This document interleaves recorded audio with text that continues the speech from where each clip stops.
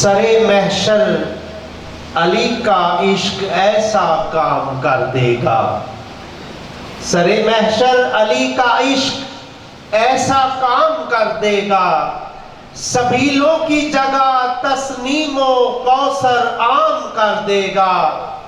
اور نہ اترائیے بہت جنت پہ، یہ رضوان سے کہہ دو، اگر بہلول کوئی آ گیا تو نیلام کر دے گا۔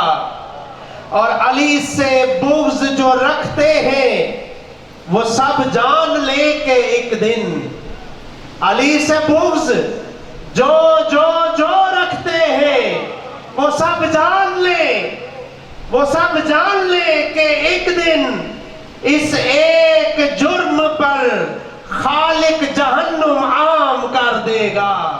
ملتمس ہوں جناب دبیر برادران سے تشریف لائیں۔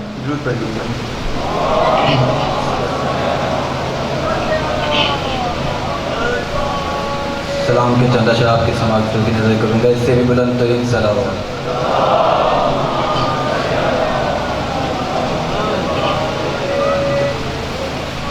پانی معصوم نے مانگا تو تماچے کھائے، پانی معصوم نے مانگا تو تماچے روئی بابا کو سکینہ تو تماچے کھائے، روئی بابا کو سکینہ تو تماچے کھائے، پانی معصوم نے مانگا تو تماچے، جلتے خیموں سے نکلتے ہوئے اس بچی نے، جلتے خیموں سے نکلتے ہوئے اس بچی نے، راستہ پوچھا نجف کا تو تماچے کھائے، راستہ پوچھا نجف کا تو تماچے کھائے۔ تربت میں مصطفیٰ کو رلانے کے واسطے، تربت میں مصطفیٰ کو رلانے کے واسطے امت کو ایک سکینہ ملی فاطمہ کے بعد۔ یہ تھے جناب دبیر برادران۔ ملتمس ہوں جناب حمزہ زیدی صاحب سے تشریف لائیں اور اظہار مودت فرمائیں۔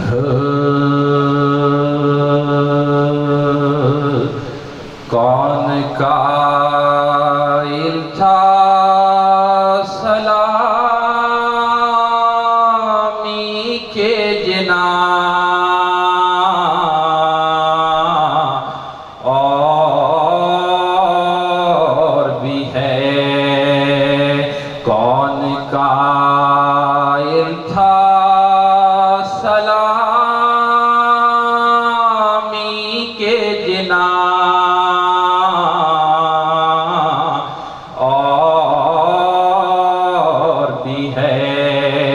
کربلا دیکھ کے ہم سمجھے کہ ہاں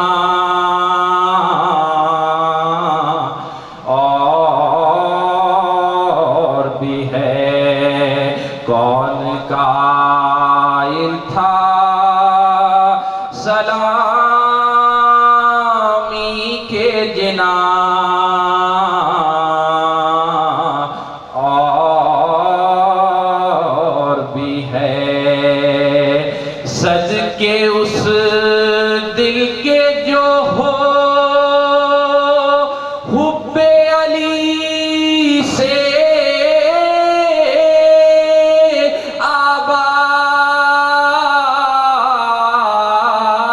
آباد، اس سے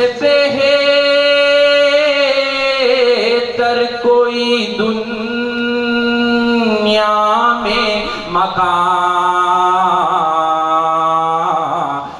میری ماں نے بچپن سے یہ بتایا ہے، میری ماں نے بچپن سے یہ بتایا ہے، میں نے شبیر کے صدقے میں تجھے پایا ہے۔ بہت مہربانی۔ انتہائی ادب کے ساتھ ملتمس ہوں پروفیسر علامہ سید ذوالفقار حسین نقوی صاحب سے تشریف لائیں اور آج کی مجلس سے خطاب فرما کر نماز مودت ادا فرمائیں۔ بار محمد و اہل بیت محمد صلوات۔ بسم اللہ الرحمن الرحیم۔ الحمدللہ ذی العز الشامخ المنیف، ذی الجلال البازخ العظیم، ذی الملک الفاخر القدیر، مالک الاملاک مفلک الافلاک، مسخر الشمس والقمر، مکبر اللیل والنہار، مکبر النہار علی اللیل، قاسم کل جبار عنید، مہلک کل شیطان مرید، رب الجنۃ والناس، رب العالمین، لا یصغرہ صراخ المستصرخین، لا یبرمہ الحاح الملحین، العاصم للصالحین، موفق للمفلحین، مولا العالمین، انزل السکینۃ علی قلوب المؤمنین، جلت عظمتہ۔ الصلاة والسلام علی النبی الامی العربی الہاشمی القرشی المکی المدنی الابتعی المطلبی ابی القاسم محمد۔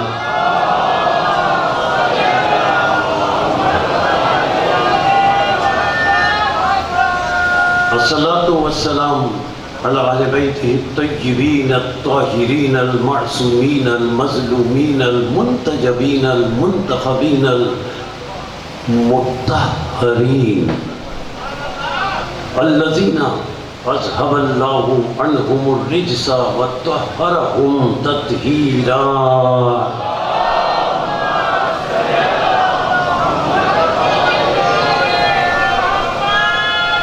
أما بعد فقد قال الحكيم في محكم كلامه المتين وخطابه المبين، هو أصدق الصادقين وقوله الحق، لأنه هو معلن الحق بالحق۔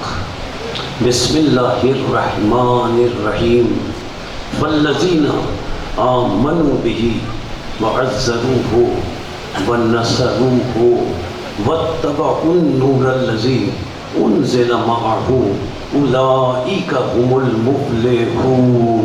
صلوات۔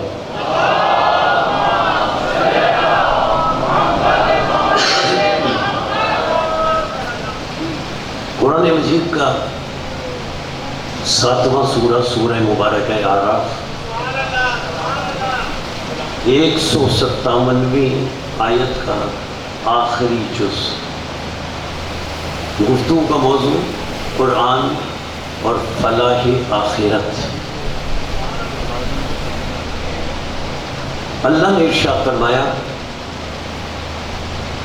فَالَّذِينَ آمَنُوا بِهِ، اے لوگو اگر تم آخرت میں فلاح چاہتے ہو، آخرت میں اگر تم نجات چاہتے ہو، تو دیکھو پہلی شرط یہ ہے فَالَّذِينَ آمَنُوا بِهِ، سب سے پہلے بنیاد یہ ہے کہ میرے رسول خاتم پر ایمان لاؤ، اور ایمان لانے کا مطلب یہ ہے کہ جس پر ایمان لایا جائے وہ اگر کوئی حکم دے تو اس سے کوئی دلیل نہ مانگی جائے۔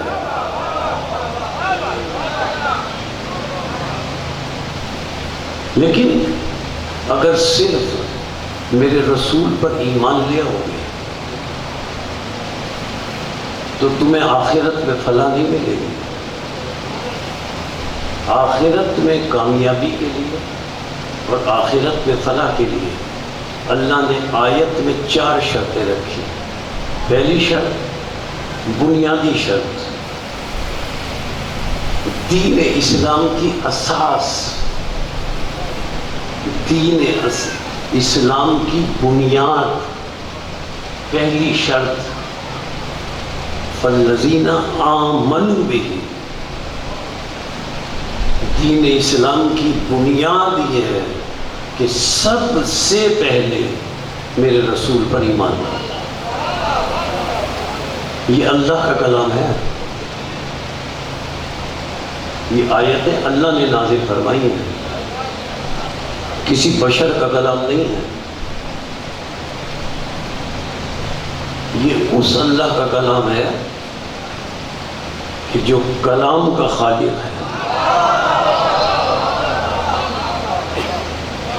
یہ ممکن نہیں ہے کہ جس طرح انسان بشر اپنی گفتگو میں اگر کسی بات کو اسے پہلے بیان کرنا ہو تو انسان ہے نا، جس بات کو پہلے بیان کرنا ہے اسے بعد میں بیان کر دیتا ہے، جسے بعد میں بیان کرنا ہو اسے پہلے کر دیتا ہے۔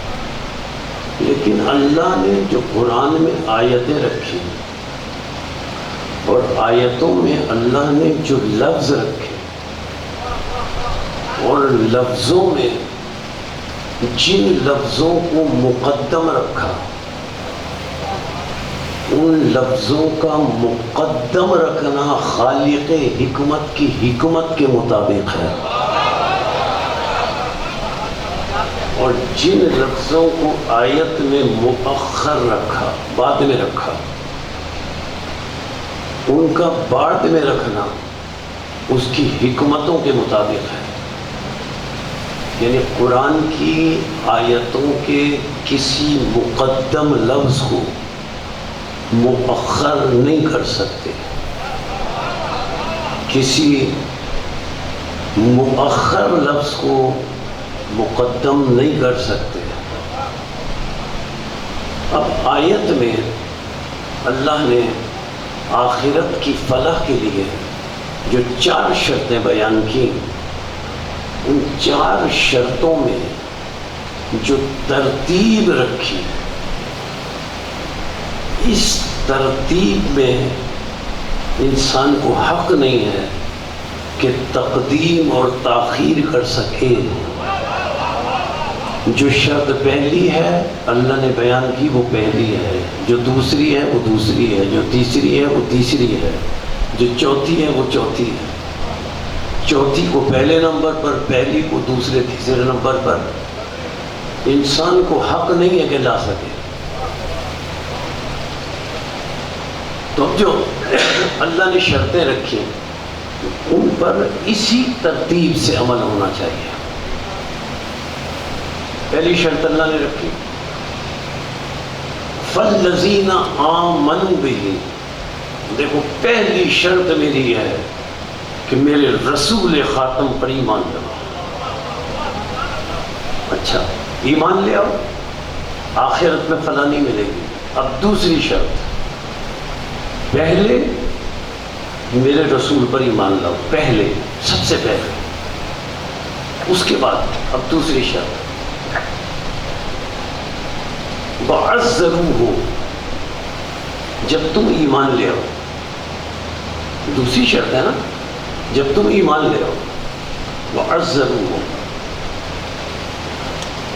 تو ایمان لانے کے بعد میرے رسول کے لیے تقویت کا سبب بنو. پہلے تقویت کا سبب نہ بنو، کوئی ثواب نہیں ملے گا، کوئی فائدہ نہیں ہوگا. پہلے ایمان لاؤ، پھر عزروہ، رسول کے لیے تقویت کا سبب بنو. ایمان لانے کے بعد دوسری شرط. اب اگر ایمان لے آئے اور رسول کے لیے تقویت کا سبب بن گئے، اب تیسری شرط، ایمان اور تقویت کے بعد بھی آخرت میں تم فلاح نہیں پا سکتے، آخرت میں نجات نہیں مل سکتی. 4 شرطیں. تیسری شرط، وَنَصَرُوهُ، پہلے ایمان لاؤ، پھر میرے رسول کے لیے تقویت کا سبب بنو. تو جب ایمان لے آؤ اور تقویت کا سبب بنو، اس کے بعد یہ منزل ہے نصرہ، میرے رسول کی نصرت اور مدد کرو، میدان کو چھوڑ کر نہ بھاگو.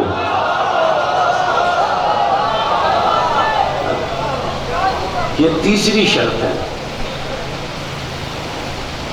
تیسری شرط ہے میرے رسول پر ایمان لاؤ، تقویت کا سبب بنو، میرے رسول کی نصرت کرو. بار بار دوہرا رہا ہوں، پہلے ایمان لاؤ، پھر تقویت کا سبب بنو، پھر نصرت رسول کرو. اگر تم نصرت رسول کرنے لگے اور ایمان نہیں لائے تو اللہ کی بارگاہ میں قبول نہیں ہے. آیت کی جو یہ شرطیں ہیں، اس کی دلیل میں اپنے مسلک کی کتاب سے نہیں، صحیح مسلم میں یہ جملے موجود ہیں. پہلے شرط ایمان، پھر شرط تقویت، پھر شرط نصرت اور مدد. صحیح مسلم میں یہ جملے موجود ہیں کہ رسول اکرم غزوہ بدر میں 313 مختصر تعداد تھی نا مجاہدین کی، انہیں لے کر جا رہے تھے، مقابلے میں 1000 سے زیادہ تھے. صحیح مسلم میں جملے موجود ہیں کہ رسول کے پاس 2 کافر اور مشرک آئے.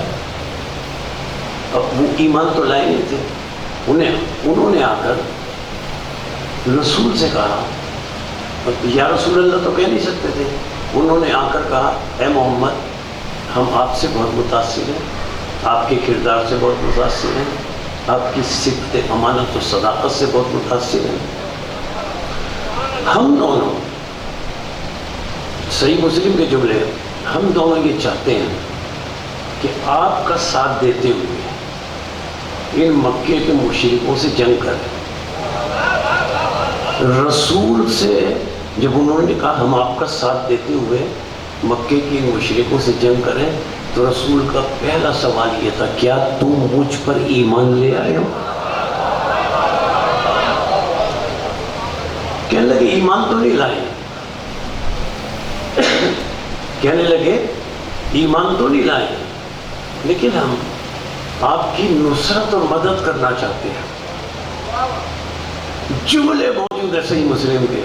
رسول نے فرمایا، جب تک تم مجھ پر ایمان نہیں لاؤ گے، میں تمہاری نصرت اور مدد کو قبول نہیں کر سکتا. عزیزان محترم، لائق توجہ بات ہے، صحیح مسلم کے یہ جملے ہیں کہ رسول نے فرمایا، جب تک تم مجھ پر ایمان نہیں لاؤ گے میں تمہاری نصرت اور مدد کو قبول نہیں کر سکتا۔ جب ایک غزوے میں، جب ایک جنگ میں رسول کافر اور مشرک کی مدد قبول نہیں کر رہے تو ساری زندگی ابو طالب کی مدد کیسے قبول کر سکتے ہیں؟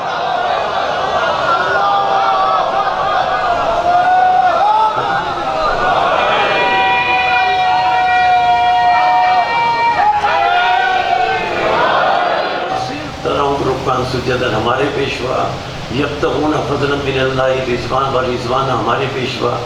ہم نے کہا یا اللہ اور پہچان بتا۔ اب اللہ نے ایک اور پہچان بتائی، سیماہم فی وجوہہم من اثر السجود، سجدوں کی کثرت کی وجہ سے ان کی پیشانیوں سے نور نکلتا ہے۔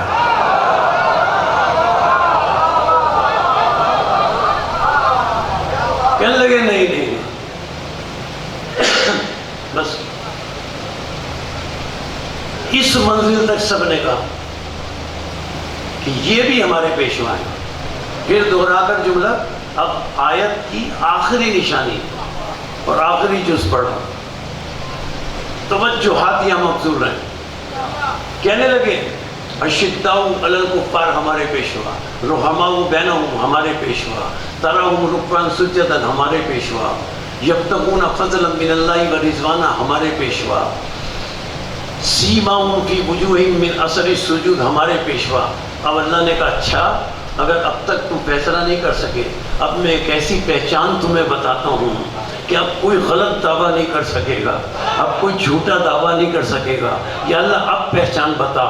اب اللہ نے آخری پہچان بتائی، سنو میری نظر میں رسول کے ساتھی وہ ہیں، سیماہم فی وجوہہم من اثر السجود کے بعد اللہ نے فرمایا سنو میری نظر میں رسول کے ساتھی وہ ہیں، ذالکا مثلہم فی التوراۃ و مثلہم فی الانجیل۔ میں نے رسول کے ساتھیوں کا تذکرہ توریت میں بھی رکھا ہے، انجیل میں بھی رکھا ہے۔ اب اگر کسی میں جرأت ہے، اب اگر سنیے، اب اگر کسی میں ہمت ہے، کسی میں جرأت ہے اور کوئی کسی کو رسول کا ساتھی کہتا ہے تو وہ توریت اور انجیل میں ان کا ذکر دکھائے، ہم مان لیں گے وہ رسول کے ساتھی ہیں۔ اللہ نے فرمایا میں نے رسول کے ساتھیوں کا تذکرہ توریت اور انجیل میں رکھا ہے۔ مسلک تشیع کے علاوہ توریت اور انجیل میں رسول کے ساتھیوں کا ذکر مسلک تشیع کے علاوہ کوئی نہیں دکھا سکتا۔ ہم توریت میں بھی دکھا سکتے ہیں، ہم انجیل میں بھی دکھا سکتے ہیں، ہم یوحنا کی انجیل میں بھی دکھا سکتے ہیں، ہم برناباس کی انجیل میں بھی دکھا سکتے ہیں۔ لیکن عزیزان محترم، ہمیں دکھانے کی کیا ضرورت ہے؟ ہمیں دکھانے کی ضرورت ہی نہیں ہے۔ ایک ہی جملہ کافی ہے کہ اگر آل محمد کا تذکرہ توریت اور انجیل میں نہ ہوتا تو مباہلے میں عیسائی پہچانتے کیسے؟ بسم اللہ الرحمن الرحیم، سورہ والشمس، والشمس وضحاها والقمر اذا تلاها والنہار اذا جلاها واللیل اذا یغشاها والسماء وما بناها والارض وما طحاها والنفس وما سواها فألہمها فجورها وتقواها۔ ابتدا میں ذرا سا ترجمہ کر دوں تاکہ مسئلہ کے تشیع کا ایک مسئلہ طے ہو جائے آیت سے، احادیث کی ضرورت نہ رہے۔ مسئلہ کے تشیع کا ایک مسئلہ، بہت توجہ، صرف آیت کے ترجمے سے طے ہو جائے، حدیث اور روایت کی ضرورت نہ پڑے۔ اللہ نے کیا فرمایا؟ والشمس وضحاها، شمس سورج، والشمس سورج کی قسم، اللہ نے قسمیں کھائی نہیں ہے۔ والشمس، توجہات مبذول رکھیے گا، والشمس سورج کی قسم، وضحاها وضحاها،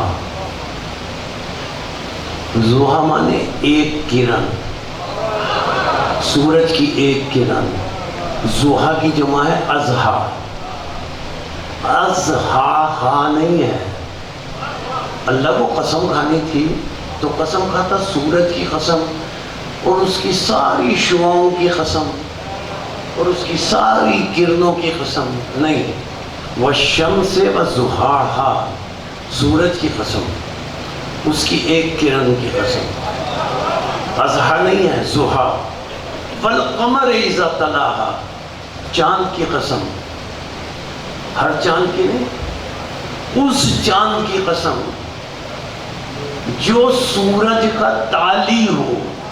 تالی وہ ہوتا ہے جو ذات میں بھی ویسا ہو، صفات میں بھی ویسا ہو۔ دیکھیں عجیب مسئلہ شیعت کا، روایت کی ضرورت ہی نہیں ہے، اللہ نے کیا فرمایا، پھر ترجمہ سنیں، والشمس وضحاہا والقمر اذا تلاہا۔ پوچھا رسول کے ساتھیوں نے سند کے ساتھ، غیر مسند میں بھی یہ روایت موجود ہے، یا رسول اللہ، اللہ نے کیا اس سورج کی قسم کھائی ہے، کیا اس چاند کی قسم کھائی ہے؟ رسول نے فرمایا نہیں، اللہ نے اس سورج کی قسم نہیں کھائی، اس چاند کی قسم نہیں کھائی، کس کی قسم کھائی ہے رسول اللہ؟ تو رسول نے فرمایا سنو، انا کالشمس علی کالقمر، وہ سورج جس کی اللہ نے قسم کھائی وہ میں رسول ہوں، وہ چاند جس کی اللہ نے قسم کھائی وہ علی ہے۔ اب ترجمہ کریں، شیعت کا مسئلہ حل ہو جائے گا۔ اللہ نے سورج کی نہیں، رسول کی قسم کھائی، اور رسول کی قسم کھاتے ہوئے اللہ فرماتا ہے والشمس وضحاہا، سورج کی قسم، اس کی ایک کرن کی قسم، سورج کی قسم، اس کی ایک بیٹی کی قسم۔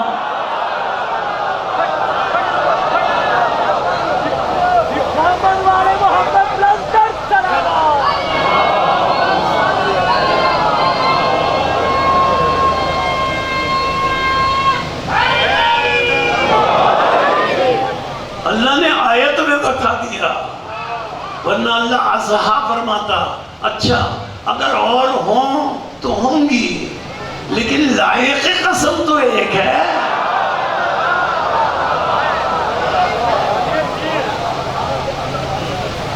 اچھا اب میں جس مضمون کو مکمل کرنا چاہ رہا ہوں، والشمس وضحاہا والقمر اذا تلاہا، اس کے بعد کیا ہے آخر میں؟ والنفس وما سواہا فألہمہا فجورہا وتقواہا، اللہ نے نفس کو اختیار دیا، اچھائی کو نفس جانتا ہے، برائی کو نفس جانتا ہے۔ تین چیزیں نا، بدن، روح، نفس، اختیار نفس کو حاصل ہے۔ میں نے کل عرض کیا تھا نا، پورے قرآن میں نہیں ہے کل روح ذائقۃ الموت، پورے قرآن میں نہیں ہے کل جسم ذائقۃ الموت، کل نفس ذائقۃ الموت ہے۔ کیوں؟ نفس کو اللہ نے اختیار دیا، چاہے اچھا کرے چاہے برا کرے۔ یہ بدن کے اعضاء جو ہے نا ہمارے سر سے پیر تک، یہ کچھ نہیں کرتے۔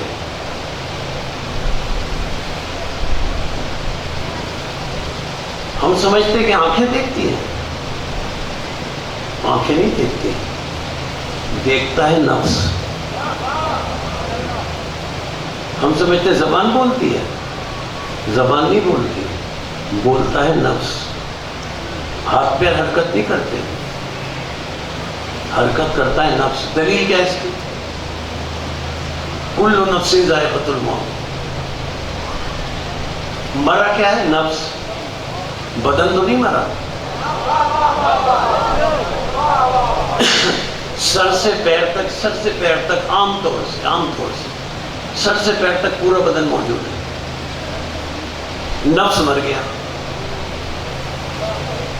نفس مرا۔ آنکھیں تو نہیں مری نا، کان تو نہیں مرے، دماغ تو نہیں مرا، ہاتھ موجود ہیں، پیر موجود ہیں، مرا تو نفس ہے۔ اگر پیروں سے چلتے تھے آپ، نفس سے نہیں چلتے تھے، تو غسل میت کیوں کروا رہے ہیں؟ اٹھ کے چلے جائیں، اونٹ پیروں سے نہیں چلتے تھے، یہ نفس کے حکم سے چلتے تھے۔ مولا کائنات نجم البلاغہ میں ارشاد فرماتے ہیں یہ آنکھیں کیا دیکھیں گی، یہ تو چربی ہے، دیکھتا ہے نفس۔ مولا کائنات فرماتے ہیں یہ کان کیا سنیں گے، یہ تو چبنی ہڈی ہے، سنتا ہے نفس۔ مولا فرماتے ہیں یہ زبان کیا بولے گی، یہ تو گوشت کا ٹکڑا ہے، بولتا ہے نفس۔ ادھر نفس مرا، نہ کوئی بول سکتا ہے، نہ کوئی سن سکتا ہے، نہ کوئی سمجھ سکتا ہے۔ میں نے عرض کر دیا جملہ، میں نے عرض کر دیا جملہ، اب اگلا جملہ کہہ رہا ہوں۔ جب نفس مر جاتا ہے پوری کائنات میں، پورے عالم میں کسی کا نفس مر جائے، آنکھیں دیکھ نہیں سکتی، مرا نفس ہے، بدن تو موجود ہے، آنکھیں دیکھ نہیں سکتی۔ عجیب جملہ سماعتوں کے لیے پیش کر رہا ہوں، کان سن نہیں سکتے، دماغ سوچ نہیں سکتا۔ پھر مرزا کو تلقین کیوں پڑھتے ہیں؟ میں یہی عرض کر رہا ہوں، یہی عرض کر رہا ہوں، بیٹھ جائیں بیٹھ جائیں، آپ پہلے ہی پہنچ گئے وہاں، آپ پہلے ہی پہنچ گئے، آپ پہلے پہنچ گئے۔ زبان بول نہیں سکتی، کان سن نہیں سکتے، پوری کائنات میں اب سنیں، پوری کائنات میں واحد مسلک تشیع ہے جو مرنے کے بعد نہ سنتا ہے نہ سمجھتا ہے۔ شیعہ مرنے کے بعد تلقین سنتے بھی ہیں، سمجھتے بھی ہیں، یہی بات میں کہنا چاہ رہا ہوں۔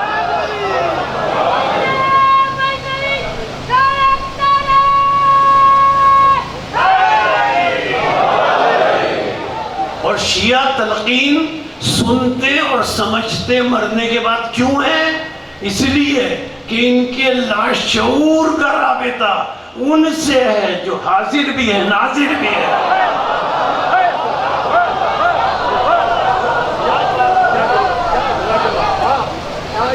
ٹھیک ہے؟ اچھا ہم مرنے کے بعد بھی نہیں پڑھتے،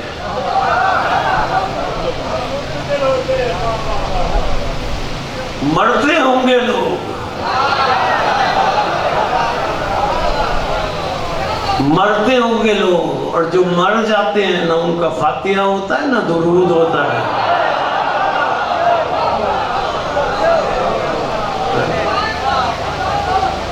ٹھیک ہے نا؟ اچھا میں بات مکمل کرنا چاہ رہا ہوں، لیکن کبھی کسی جانب مڑ جاتا ہوں، کبھی کسی جانب چلا جاتا ہوں، بس اب بات مکمل کر دوں۔ دیکھیے آج کی گفتگو کا نتیجہ، اللہ نے فرمایا نفس کو اختیار ہے، آنکھیں نہیں دیکھتی، کان نہیں سنتے، زبان نہیں بولتی، پیر نہیں چلتے، ہاتھ نہیں کرتے، جب تک نفس زندہ ہے۔ اور یہ نفس کیوں دیا انسان کو؟ یہ دنیا میں اختیار دیا نفس کے ذریعے انسان کو۔ اب یہ نفس ایمان لائے گا، ایمان لانے والا بدن نہیں ہے، ایمان روح نہیں لائے گی، ایمان لائے گا نفس۔ اور یہ نفس اعمال صالحہ انجام دلوائے گا اعضائے بدن سے۔ بنیاد کیا ہے؟ نفس، اعضائے بدن اس نفس کے ماتحت۔ ٹھیک ہے؟ اچھا یعنی روح زندہ منتقل ہو گئی۔ یہ جو میں نے 3 دن سے گفتگو شروع کی ہے، آج اس کا اختتام، پھر اس آیت کو آگے لے کے آگے بڑھے گا، سرنامہ کلام کی گفتگو پہ موضوع ہے۔ اچھا روح زندہ منتقل ہو گئی، بدن مر گیا۔ مرنے کا مطلب کیا؟ دنیا میں اللہ نے اعضائے بدن کو نفس کے وسیلے سے جو اختیار دیا تھا، اس نفس کو موت آ گئی، تو اب انسان کے بدن کے اعضاء کا اختیار ختم ہو گیا۔ اب یہ بدن کے اعضاء کچھ نہیں کر سکتے، اب انسان وہ نہیں کر سکتا جو چاہے، اب وہ ہوگا جو وہ چاہے گا، اس لیے کہ نفس مر گیا۔ اچھا حقیقت کیا ہے؟ نفس ہے نا، بس یہیں سے گریز اور نتیجہ۔ حقیقت کیا ہے؟ نفس۔ ایک شیعت کا مسئلہ پیش کروں جس کے بارے میں بڑی غلط فہمیاں ہیں۔ حقیقت کیا ہے؟ نفس۔ نفس حکم دے گا تو اعضائے بدن عمل کریں گے، عمل کرنے والے اعضائے بدن، حکم دینے والا نفس، اختیار نفس کو حاصل۔ اب ایک آیت پڑھ رہا ہوں، بلکہ 3-4 آیتیں پڑھ رہا ہوں، وہ 3-4 آیتیں سنیں اور گفتگو اختتام پذیر ہو جائے۔ لیکن اس سے پہلے پھر دوہرا رہا ہوں، اختیار نفس کو ہے۔ آنکھیں نہیں دیکھتی، کان نہیں سنتے، زبان نہیں بولتی، نفس اختیار رکھتا ہے۔ وہ کہے گا تو یہ بولیں گی، وہ کہے گا تو آنکھیں دیکھیں گی، وہ موجود ہوگا، حکم دے گا تو ہاتھ حرکت کریں گے۔ اب پڑھیے سورہ بقرہ کی آیت، اتنی مشہور آیت جو بچوں کو بھی یاد ہے، اتنی معروف آیت جو بچوں کو بھی یاد ہے۔ وَمِنَ النَّاسِ مَن يَشْرِي نَفْسَهُ ابْتِغَاءَ مَرْضَاتِ اللَّهِ وَاللَّهُ رَءُوفٌ بِالْعِبَادِ۔ اللہ نے علی کا بدن نہیں خریدا،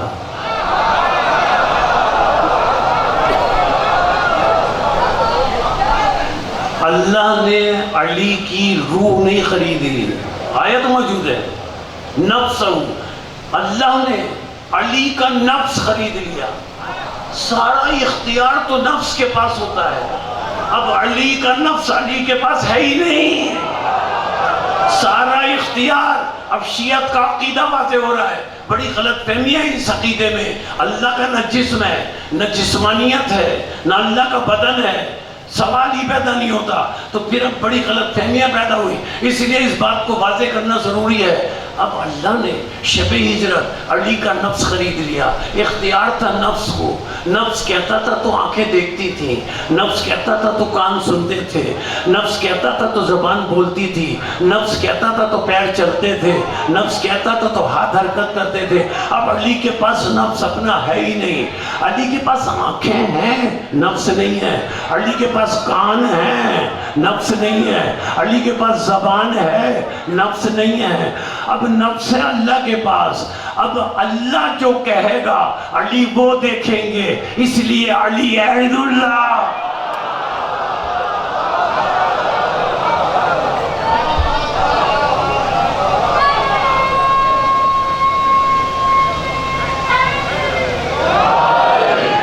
مظاہر علی بھی نفس کو بلایا گیا تھا، جو اپنے نفس ہم اپنے نفس لاتے ہیں۔ مظاہرے میں نفس کو بلایا گیا تھا، تم اپنے نفس ہم اپنے نفس لاتے ہیں۔ علامہ صاحب کی تو سلامتی کے لیے بلند تر صلوات۔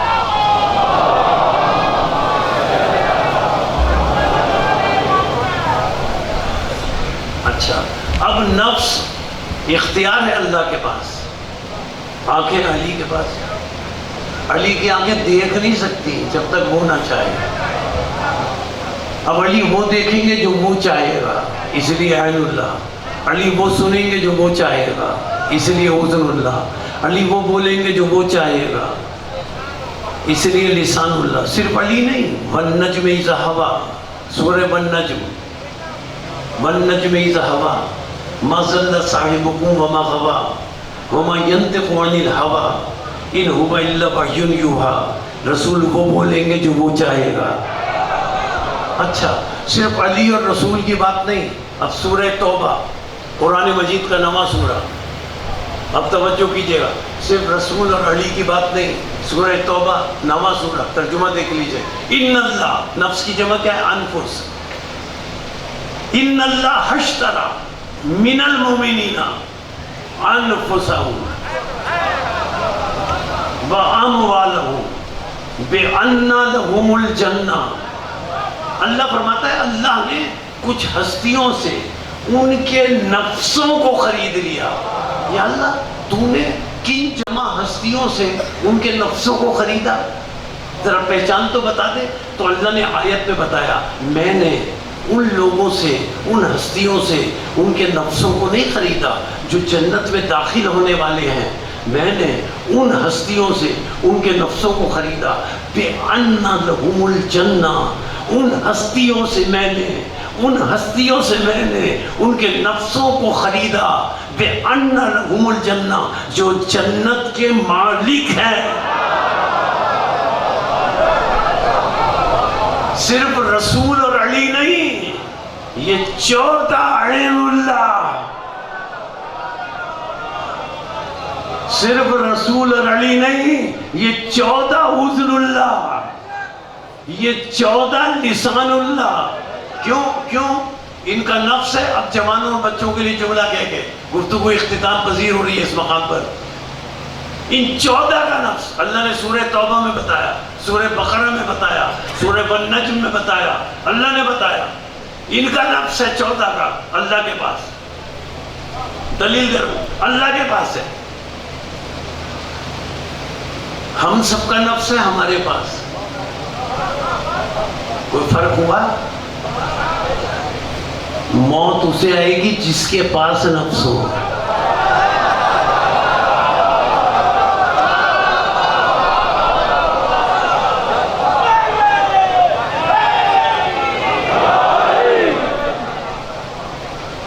جس کے پاس نفس ہوگا مرنا تو نفس کو ہے. اب ان کا نفس ہے اللہ کے پاس 14 کا. اب اللہ سے پوچھے نا، ہم قرآن میں اللہ سے پوچھتے ہیں یا اللہ تیرے پاس جو چیزیں ہیں ان کی شان کیا ہے؟ تو سورہ قصص اللہ کے پاس ہے ان 14 کا نفس. جو چیزیں اللہ کے پاس ہے ہم اللہ سے پوچھتے ہیں یا اللہ بتا جو چیزیں تیرے پاس ہیں ان کی شان کیا ہے؟ تو سورہ قصص 28واں سورہ اللہ ارشاد فرماتا ہے وما عند اللہ خیر و ابقا. جو کچھ میرے پاس ہے اللہ فرماتا ہے جو کچھ میرے پاس ہے وہی خیر ہے، وہی زندہ ہے، وہی باقی ہے.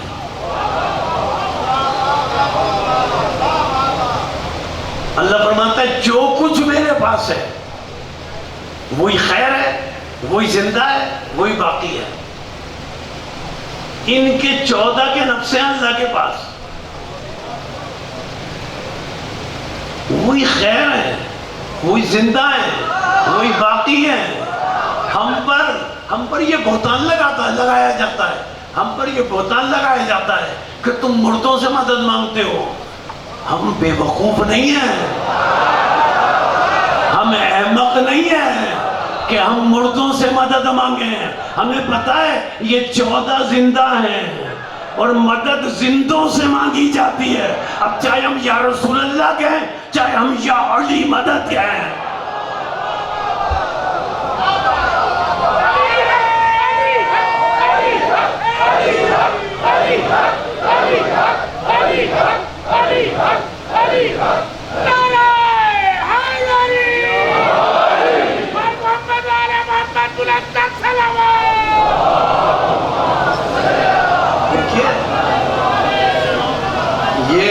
یہ زندہ ہیں، ہم زندوں سے مدد مانگتے ہیں.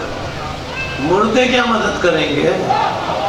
جملہ کہہ دوں جن کے پیشوا زندہ ہیں وہ فخر سے مدد مانگتے ہیں اپنے پیشواؤں سے. جن کے پیشوا مر گئے ہوں وہ مدد نہ مانگے. اچھا میں دلیل دے رہا ہوں. اتنی بڑی اجتماع اور مجلس ہو رہی ہے، امام حسین علیہ السلام کی ہو رہی ہے، محرم میں ہوتی ہے، پوری دنیا میں ہوتی ہے نا مجلس. بانی مجلس نے پوری دنیا میں ایک عجیب بات کہہ رہا ہوں، پوری کائنات میں مجالس ہوتی ہے محرم میں، سفر میں، امام حسین علیہ السلام کی. مجھے کوئی ایک بانی آپ ایسا بتا دیں جس نے امام حسین کی مجلس سے پہلے قرآن خوانی کرائی.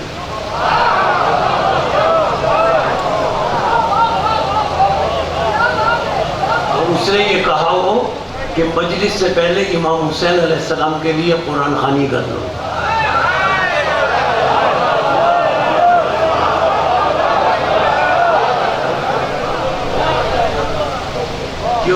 کیوں قرآن خوانی نہیں کرائی؟ شہیدوں کی بھی قرآن خوانی ہوتی ہے، جو مر جاتے ہیں ان کی بھی قرآن خوانی ہوتی ہے، امام حسین کی کیوں نہیں ہوتی؟ اس لیے نہیں ہوتی کہ وہ جو مر جاتے ہیں نا، زندہ تو ہیں، وہ جو مر جاتے ہیں وہ خود قرآن نہیں پڑھ سکتے۔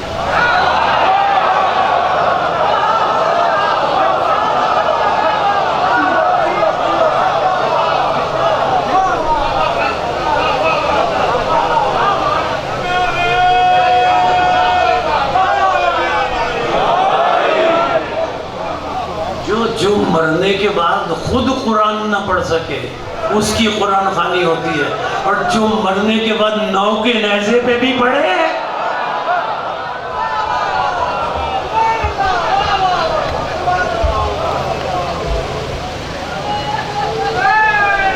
جو خود قرآن پڑھ سکے اس کی قرآن خوانی نہیں ہوتی۔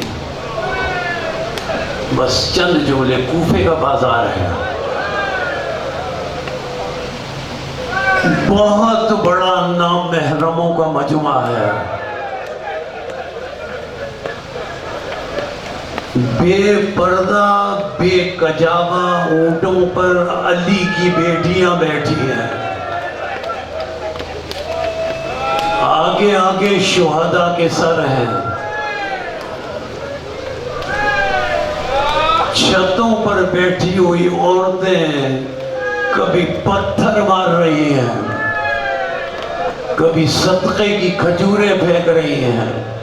جناب ام کلثوم سلام اللہ علیہا ان عورتوں سے مخاطب ہو کر کہتی ہیں، ہماری طرف صدقے کی کھجوریں نہ پھینکو، الصدقۃ علینا حرام، صدقہ ہم پر حرام ہے۔ بس زیادہ تفصیلات نہیں، چھت پر ایک عورت بیٹھی تھی اپنی بچی کے ساتھ، نہ اس نے صدقے کی کھجور پھینکی تھی، نہ اس نے پتھر مارے تھے، وہ قریب تھی اس ناقے کے جس ناقے پر جناب زینب سلام اللہ علیہا اور جناب سکینہ سلام اللہ علیہا بیٹھی تھی۔ جناب سکینہ سلام اللہ علیہا نے جناب زینب سلام اللہ علیہا سے کہا، وہ عورت قریب بیٹھی تھی، کہتی ہے پھوپھی اماں، سکینہ کہتی ہے پھوپھی اماں اب تو حلق اتنا خشک ہو گیا ہے کہ بات بھی نہیں کی جا رہی ہے، اب تو حلق اتنا خشک ہو گیا کہ بات بھی نہیں کی جا رہی ہے۔ وہ جو ایک عورت چھت پر بیٹھی تھی اپنی بیٹی کے ساتھ، اس نے جب 4 سالہ بچی کی یہ بات سنی، اپنی بچی کا ہاتھ تھاما، چھت سے اتر کر گئی، ایک کوزے میں پانی لے کر آئی اور لا کر پانی جناب سکینہ اور جناب زینب کے سامنے پیش کیا، بی بی یہ پانی پی لو۔ آپ کی سنی بھی باتیں ہیں نا، میں تو صرف آپ کے آنسوؤں کی نظر کر رہا ہوں، یہ پانی پی لو۔ جناب سکینہ سلام اللہ علیہ نے پانی کا کوزہ ہاتھ میں لیا، جناب زینب سلام اللہ علیہ نے پانی کے کوزے پر ہاتھ رکھ دیا، ہاتھ رکھ کے کہا، اے بی بی پانی کیوں لائی ہے؟ کہنے لگی، میں چاہتی ہوں کہ میرے رسول نے فرمایا ہے کہ یتیموں کی دعائیں رد نہیں ہوتی، میرے رسول نے فرمایا ہے کہ یتیموں کی دعائیں رد نہیں ہوتی، میں چاہتی ہوں یہ یتیم بچی ہے، اس کی دعا رد نہیں ہوگی، یہ میرے لیے 3 دعائیں کر دے۔ جناب زینب سلام اللہ علیہ نے پانی کے کوزے پر ہاتھ رکھ کر کہا، یہ ہے آل محمد علیہ السلام کا کردار۔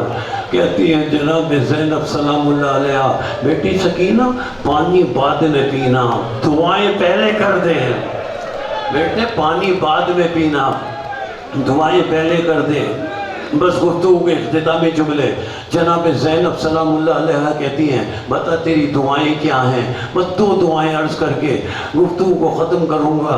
वो औरत कहती है, पहली मेरी दुआ ये है जो उसने बयान कर दी। फिर वो कहती है, दूसरी मेरी दुआ ये है कि इस बच्ची से कहो, ये यतीम बच्ची है, हाथ उठाकर दुआ करे, जैसे ये यतीम हुई है ऐसे मेरी ये बेटी यतीम ना हो। जैसे ये यतीम हुई है इस तरह मेरी ये बेटी यतीम ना हो। जनाब सैयदा सकीना सलामुल्लाह अलैहा ने अपने फटे हुए कुर्ते का दामन अल्लाह की बारगाह में फैलाया और फैलाकर जुमला कहा, या अल्लाह तुझे मेरे हक का वास्ता, जिस तरह मैं यतीम हुई हूँ इस तरह इसकी बेटी यतीम ना हो। जनाब ज़ैनब सलामुल्लाह अलैहा ने आमीन कहा। बस सुनेंगे ना, आप समझ गए तीसरी दुआ क्या है। जनाब ज़ैनब कहती है, बता तेरी तीसरी दुआ क्या है। वो कहती है, इस यतीम बच्ची से कहो कि ये अपने हाथ उठाकर दुआ करे। मेरी तीसरी दुआ यह है, इस बच्ची से कहो अपने हाथ उठा के दुआ करे, मैं जल्द अज जल्द अपनी आकाज़ादी ज़ैनब से मदीने चली जाऊं, उनकी ज़ियारत कर लूं, अपनी आकाज़ादी ज़ैनब की ज़ियारत कर लूं।